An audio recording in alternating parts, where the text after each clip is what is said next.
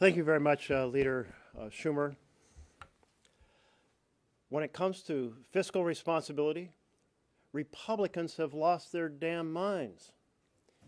You know, back in 1974, all 100 senators came together to pass the Budget and Impoundment Control Act, and it had three pillars.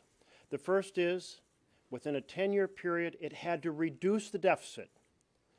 The second pillar was that in every year after the first 10 years, it had to be deficit neutral or reduce the deficit. And the third was we were going to have honesty on the numbers by creating the Congressional Budget Office and having impartial, independent, nonpartisan numbers, so we'd have no more smoke and mirrors, no more gimmicks. We'd be honest with ourselves and honest with the American people. Three pillars.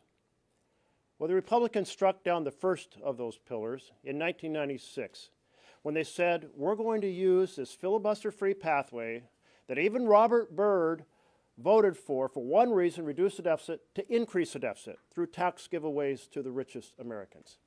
Now they're poised to strike down the second and third pillars of fiscal responsibility, driving up deficits through reconciliation in years 11 and beyond, making tax cuts permanent, so now CBO has to estimate 30 years out the impact, and abandoning the CBO numbers and saying that the budget chair in the Senate can create any set of fabricated numbers that budget chair wants. This is insane.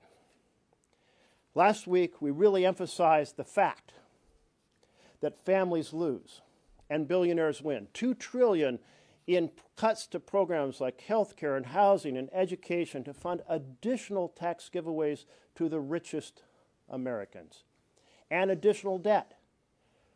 But I asked for CBO, with the updated bill the Republicans were proposing, to take an updated look at what the debt would be as a factor as well.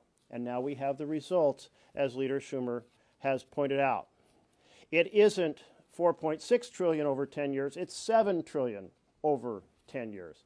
It's not $37 trillion or more over 30 years, it's $52 trillion. Let's keep this in perspective by understanding that the current debt run up by our predecessors over 249 years since the Declaration of Independence is less than $37 trillion right now, about $36.5 trillion.